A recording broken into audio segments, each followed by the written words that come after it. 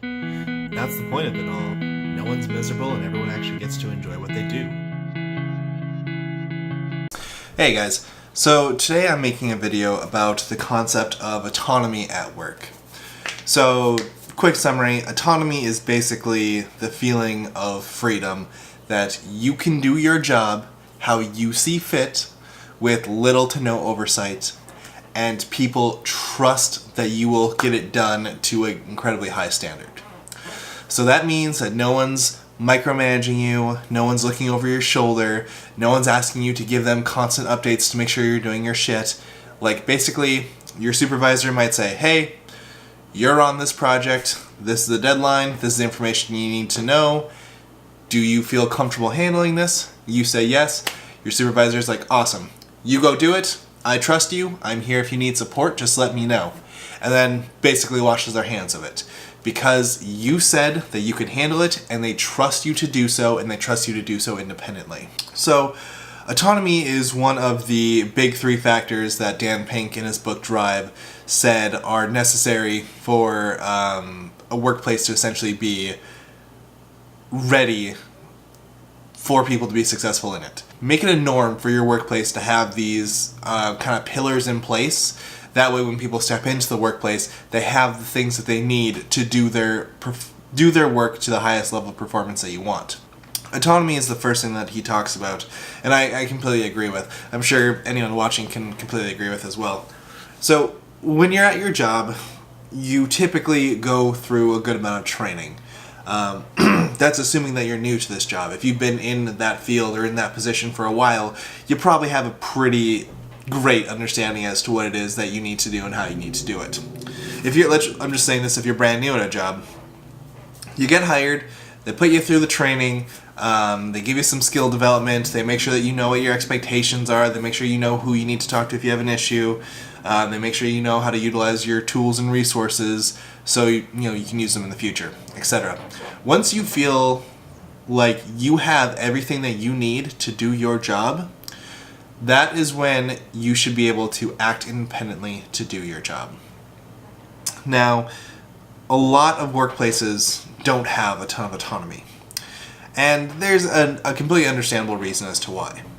So let's say if I'm the lead of a team, and my team is going to work on this marketing campaign that we're supposed to get done in 3 months. And by the end of the 3-month period, we need to show our client, videos, pictures, ads, things that they can use to sell their product. Now, me as a leader, part of my job is to kind of guide and provide a vision for people for what we're shooting for, how we're going to dish out responsibilities, what our timelines are going to be. I'm going to lay the foundation for people so they know what needs to get done in order to do a good job. So I say, hey, 3 months from now is our deadline. Every single month we're going to check in as a team together so we can kind of get an idea of where everyone else is at, and we can kind of brainstorm if someone's coming up with problems, or we can, throw out new ideas if we have a better, version of what someone else did. That way we're getting the best product available. That's fine. That's good. That's a good check-in. However, giving that much space means that if a certain member of the team dicks around with their part of the project for an entire month, you come to the meeting and everyone else is ready except for this person who hasn't done anything for an entire month, you are now a month behind on that project. You've lost 1/3 of your time to get this one part done. So that is going to result in whoever was leading the team to kind of get in trouble, or to be pulled off the project, or to be scolded. There's a lot of potential consequence that could happen as a result of that one person just not picking up the slack and doing their job. So what a lot of people will do is they'll say, well, I don't want to put myself in that position where I'm getting in trouble because so-and-so sucked and didn't do their job.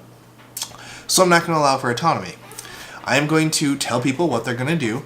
I am going to tell them how to do it. I am going to tell them when to do it. And I'm going to be checking in constantly to make sure they are doing it. And if they are not doing it, I will punish them. That's how a lot of workplaces run. They might not use that exact black and white terms, but you get the idea. If someone says, hey, this is your responsibility, I'm going to check in on you constantly to make sure you're doing it, and if you're not doing it the way that I think it should be done, then you're going to get in trouble. Because I myself don't want to get in trouble because you're doing it wrong. So this kind of idea of I need to protect myself by completely controlling everyone under me is where autonomy essentially dies.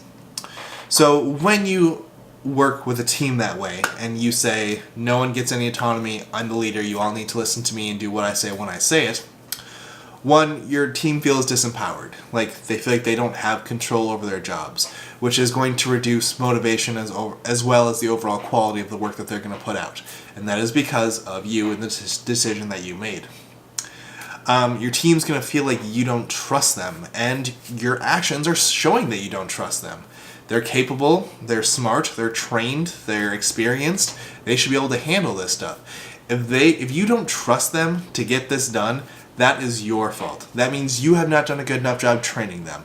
You have not spent enough time with them developing skill.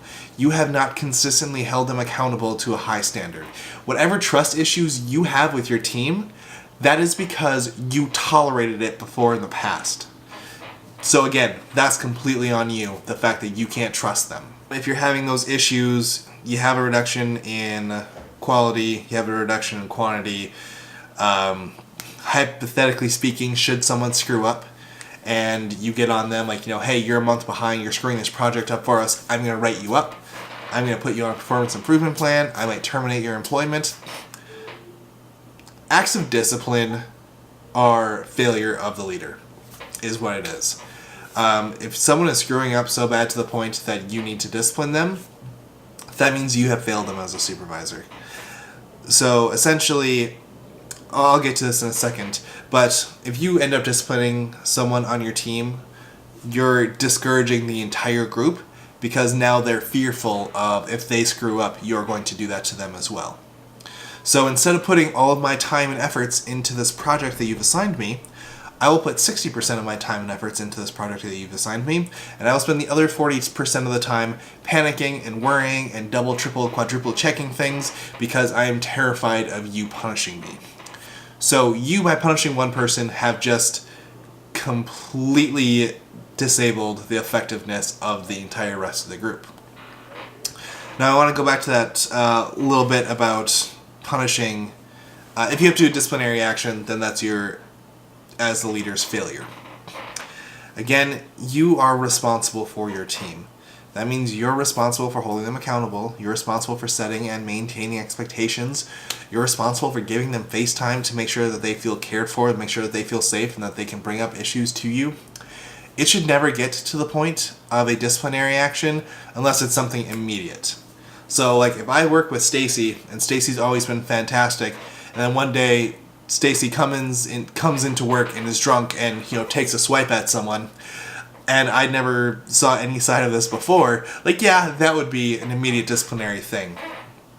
But that is not the normal. Normal disciplinary actions come from performance issues, and performance issues are a direct reflection of how that leader leads that team. Now, if you as a leader are having issues with someone on your team, you should go bring it up with that person, and I'll talk in a later video how to have those hard conversations, but you need to address it with them, you need to make a plan with them, you need to hold them accountable to following through, you need to be providing them every single method of support possible, because it is your job to make them successful. So if they're not being successful, you either need to do your job better, or you need to think about making a people decision quickly and replacing them. Again, I will get into details of replacing and hard conversations later on, because I know what I just said sounded kind of counter to what I just said previously about if there's a disciplinary action, it's your fault, which it is. But it's ultimately your responsibility to protect the group and to make sure that the group has everything that they need to be successful, and that includes people who are wanting the group to be successful as well. I'll get to that later on. Anyways, so trust is an important thing when it comes to autonomy. You need to completely trust your team that they're able to do their jobs to the highest expectation possible. And you also need to trust that they will come to you if they need further support or training. Like, I will give you this task, and if you have a question on it, I want you to know that you can come to me anytime and ask me, and we'll figure out the solution together. If I can trust you to do that, and I can trust you to do your work, then we have the trust all figured out. I completely trust you. If you don't completely trust your team, that's a you issue, and that's something that you need to figure out. Next thing that autonomy requires is open and honest communication. So especially when you're working on team projects where person 1 is doing part A, person 2 is doing part B, and person 3 is doing part C all simultaneously, open communication is very, very important, but a lot of workplaces really, really struggle with it. So the main reason why people and places struggle with open communication is that lots of people take anything that even remotely resembles criticism as a personal attack, and they get very, very defensive about it. So, for example, let's say if every week I need all of my people in manager positions to turn in reports on time cards clock in, clock out times for everyone who works underneath them. At our team meeting, if I say, hey everyone, I got everyone's time card except for, Jonathan. Jonathan is going to take that as, oh my god, my supervisor's calling me out. He hates me. Everyone else is going to think that I'm bad at my job. Everyone else is going to think that I can't do things as well as they can. No one's going to want to work with me. No one's going to want to socialize with me. My career here is basically done. That is where people's minds go to when they receive anything that even resembles criticism. And that's understandable because the way that your brain is programmed to function, but essentially your brain is designed for survival. You will do whatever it takes to survive. And, millions of years of history have proven that humans need to be in groups to survive. So as far as your brain's concerned, if you're not in a social group, you might as well be dead. Which is why it gets very, very active and very, very defensive when something happens that might put you at risk of not being included in the group anymore. So if we're all in the group and everyone in the group did the right thing and I'm the only person who screwed up, oh no, there's a possibility I might lose my group. I'm going to get defensive. I'm going to start throwing out excuses. I'm going to make sure that everyone knows that it wasn't my fault or my responsibility. There's some excuse to not kick me out of the group. And that's what goes through people's minds when they hear anything that resembles criticism. And if you have to give criticism, out 6, 7, 8 times a day, you're going to have an entire, team of incredibly defensive people because they don't know how to respond to criticism other than getting defensive. And that defensive is not pleasant to work with or even see. It makes them not trust people and it makes people not trust them. It really damages the relationship that they have with people. It makes them not able to work together, all kinds of things. When it comes to open communication, this again will be another video, but you need to develop receiving criticism skills with not only your team, but yourself. So essentially, there should be no emotional attachment to it. I should be able to say, hey Bill, your deadline was Wednesday and you turned this in on Friday. Next week and moving forward, I need you to hit the deadline, or I need you to let me know if you're having an issue. That way I can work with you and we can, work together to get that deadline hit. That is information. Bill should just look at me and say, I registered that information, that's good to know, I will keep that in mind moving forward, and that should be the end of the conversation. But because Bill, like most people, will have an emotional attachment to that incoming information, they'll automatically say, well, it wasn't my fault this week because, my car broke down, or I was swamped with other work, or I needed to help someone else out on this project, or some other excuse. And by throwing out all those excuses to distract from the fact that Bill dropped the ball, Bill is unintentionally not taking responsibility for his actions and therefore will not make any changes to his behavior in the future. So by taking responsibility, we'll get to responsibility in a second. But essentially, you need to have open and honest communication with each other. You should be able to say to someone, hey guys, I know your deadline was 4 p.m., but I actually need it by 1:30. Are you able to do that? They should be able to say, no, we're not able to do that, but we can get it to you by 2:15. And you say, I'll take it. That works. That's how that conversation should go. Instead, it goes like, I need it by 1:30. Yeah, okay, we'll get it to you by 1:30. And then as soon as you leave the room, they're like, what the fuck is this person thinking? Like, that's not enough time for us. Like, we're just going to have to do it really quick and it's going to be really shitty. Because you don't want to say no to your person who's in an authority position, because that might put your spot in the social circle in jeopardy. So that is something you need to work on, having open and honest communication with each other. Next thing you need to know if you're going to work autonomously is you need to have the knowledge and skill to actually do your responsibilities. Again, this is pretty basic, but when you get hired for a new position, whatever that company is, they should be training you to do whatever it is that you need to be able to do. Especially when you start off, if you have any questions, they should be jumping on to answer. But that's kind of an issue because a lot of people feel like, okay, now that I'm starting, I'll ask questions and they'll answer them. And then, 16 weeks later, I've been at the company for a couple of months. Oh, I have this question. Oh, but I missed my time window to ask questions and still pull off the I'm new here card. So if I ask a question now, people are going to think that I'm not capable of doing my job. People are going to think that I'm not doing any of this. I'm not able to do any of this stuff without help. People are going to think, oh, maybe I was the wrong hire for this position, yada yada. I'm just not going to ask questions, or I'm not going to ask anyone to teach me a skill, because that might reflect poorly on me, and that's going to put my position in this social environment in jeopardy, or my job in jeopardy. And if you feel that way, that means you don't have trust established with your supervisor or your team. And I mean, it's very simple. If you don't have the skills and knowledge to do something, it's going to turn out like shit. So you're kind of sabotaging yourself by not seeking it out. So in order for autonomy to be effective, you need to be comfortable and feel safe enough to seek out help when you need it, if you don't have that skill and training already in hand. Now, obviously, if you're going to take on a part of your project, whoever your supervisor is, or your leader, or your training person, whoever it might be, should make sure that you know how to do what you need to do. And if you're not clear on that, you need to have that conversation with them and say, hey, I know you showed me this last Tuesday, but I don't remember it, I don't get it again, I need more training. Once you do that, you'll be set to get shit done. And you can't expect for people to trust you to get shit done if you won't even ask them how to do the basic things that you don't know how to do. So the last part of working autonomously is understanding the concept of responsibility. So responsibility, a lot of people respond very negatively to, because it's used in a pretty negative context all the time. Whenever you hear the word responsibility thrown around, it's, that person is so irresponsible. This person needs to take responsibility for their actions. This, person is never ever responsible, whatever it might be. But responsibility is never used in a good context. No one ever openly says, oh, this person is so responsible, it's great. Unless they're talking about like a 7-year-old who they don't expect to be responsible, but is actually being responsible. Responsibility is essentially power, control, or influence.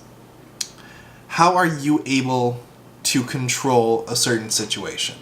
That's what responsibility is. So if something happens and I take responsibility for it, that means that I had control over the situation, good or bad. So let's say a report was supposed to get shipped out on Monday, and it's now Tuesday, and someone brings it to my attention, they're like, yo, that report didn't get shipped out yesterday, what happened? If I take responsibility and I say, do you know what? I was responsible for that. I did not do the actions needed to hit that set deadline. I will correct it by doing these actions. That's saying that I had full control, and under my control, it didn't go how it was supposed to, but I'm going to take action to correct that. Responsibility is owning past actions and projecting future actions. In the past I did this, so to correct it, I'm going to do this. Now, the opposite of that is blame. Blaming is pushing responsibility or pushing control off to someone else. So same situation happens where someone comes to me and says, hey, that report didn't get shipped out yesterday, what happened? And I say, well, that was Stacy's fault. I put Stacy in charge of that. I trusted Stacy. Stacy didn't do it. I will go have a talk with Stacy. What that means for me as a leader is that me having all the power and control wanted this thing to happen, but Stacy, being beneath me in the team, who had much less control, wanted this thing to happen, and Stacy actually won. Which means that Stacy had more control than I did, which means that I clearly wasn't doing my job, or I can't be responsible for that stuff because people have more influence and control over me. And if you're the leader and people have more influence and control than you, then you probably shouldn't be in that position. So again, responsibility is power. You should be taking responsibility for absolutely every single thing that you can. Work life and personal life. Because when you take responsibility, you basically shut down the idea that someone else is to blame, or someone else has power or control or influence over you and your decisions. When you take responsibility for the good stuff and the bad stuff, yeah, it kind of sucks to take responsibility for the bad stuff, but at the same time, you feel fantastic because you feel like no one else has control over your life and your decisions other than you. So you get feeling very, very good, very, very happy. You feel much more empowered, and you're much more likely to do actions that lead to more success. So when it comes to the project of taking responsibility, you need to say, I am responsible for these things that were given to me. I will get them done. And I also want to be responsible for helping. I also want to be responsible for communicating. I also want to be responsible for A, B, and C. Responsibility is a power grab. The more you're able to take responsibility, the more people are going to see that you have power in these situations. So let's use that for an example. Let's say if you have a leader of a team of 5, and that team was supposed to be, editing some videos, and we missed the deadline by 3 days. Person above me comes in and says, Josh, you and your team did a bad job. You missed the deadline. The quality was low. What happened? If I'm the type of leader who does not take responsibility, or if I'm the type of teammate who doesn't take responsibility, I'm going to immediately say, everyone else had power and control. I did not. I was the victim. Jenny had more power than I did, and she made the video low quality. Ted had more control than I did. He missed the deadline because he didn't submit it or upload it on time. Everyone else was to blame. Everyone else had the power and control. I was just here as the victim. While that might short term get you out of, the immediate backlash of screwing up a project, long term, people are going to remember that, hey, Josh had no power, influence, or control over his group. He's probably not a good person to be in that position. Whereas if you are someone who accepts responsibility and your supervisor comes and says, hey Josh, you fucked up on the project, what happened? And I say, well, Jenny did not quite make the video to the high quality standard we want, but that's my responsibility because she's on my team, so I don't think I gave her enough training to do a good enough job, so that's on me. Ted missed the deadline by missing the upload time. Again, he's on my team, that's on me. I clearly did not make it, well enough known that it needs to be uploaded by this time, and I did not communicate with him enough to make sure that it was going to be uploaded by that time. So again, that was on me. That was my responsibility. I'll take action by training Stacy and by better communicating with Ted. While you're going to get a little bit of backlash because, the project was screwed up, what you're telling your supervisor, as well as what you're showing your team, is that not only are you there to protect your team, but you accept responsibility for everything that you can. And guess what? That means people are going to trust you more because they know that you're not going to throw them under the bus. They know that you take ownership of your actions and you will do other actions in the future to correct what you've done before in the past. You will make things right. You will not play the victim. You will actually step up and lead your team, and people respond well to that. And that's all about responsibility. Responsibility is power, control, influence. You should be grabbing as much of it as possible. So that is my take on autonomy. Those are the things that I feel like you need to understand if you're going to work autonomously in a work environment. That means that you have freedom to do what your job is to the standard and methods that you see fit. So in order to work autonomously, you need to have established trust between yourself and your team, leader included. You guys all need to trust each other, that you can talk with each other, get your jobs done, and things like that. You need to have open and honest communication. If something's not going well for me, I need to openly communicate that with my team and trust that they'll be there to support me. I need to openly communicate that with my supervisor and maybe make some adjustments on what the parameters of my project are going to be. When you have that open communication, adjustments can be made, and it's fantastic. No need to stress. You need to have adequate knowledge and skill training to actually get the stuff done. I don't know very much about video editing, so if you put me on a 6-hour video editing project, I probably wouldn't have a very good result. I would need significant training and skill development in order to actually handle that project, so that's what I would need to ask for, or my leader would need to make sure I was provided before I got tasked with this. So I have the physical ability and knowledge to do what it is that I need to do. And the last one is understanding the role of responsibility. If you want to be trusted to work autonomously in a workplace, you need to take responsibility for everything that you can, and that 100% includes your job and everything that you're involved with. So if I'm your supervisor and you're my employee, and I say, hey, you screwed up on this, what happened? And you're immediately going to blame everyone else, then you clearly can't be trusted to work on your own autonomously because you screwed up, and when I confronted you about the screwing up, you blamed everyone else. That does not inspire trust in me. That's not very good communication. That's not what a team player does. So those are the basic foundations of what you need to do for autonomy. Trust each other, communicate with each other, make sure you have your skills and knowledge that you need to get your task done, and then own responsibility for everything it is that you touch or even semi-involved in. Those are all very big steps that most workplaces I don't think are super comfortable with. You might be comfortable with one or two of those, but most workplaces are not comfortable with all four, which is why they can't work autonomously, which is why they're not working as effectively as they could be. So that's the basic foundation for autonomy. I'll make more videos in the future, but thanks for watching.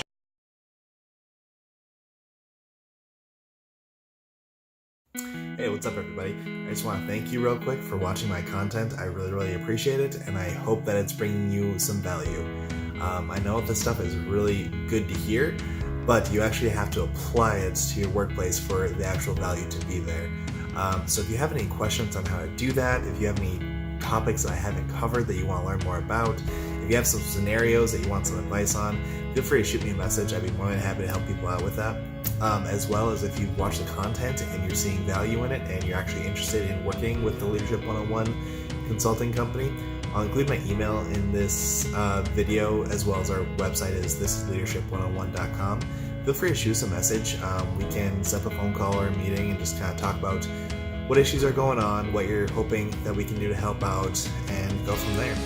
Thanks everybody.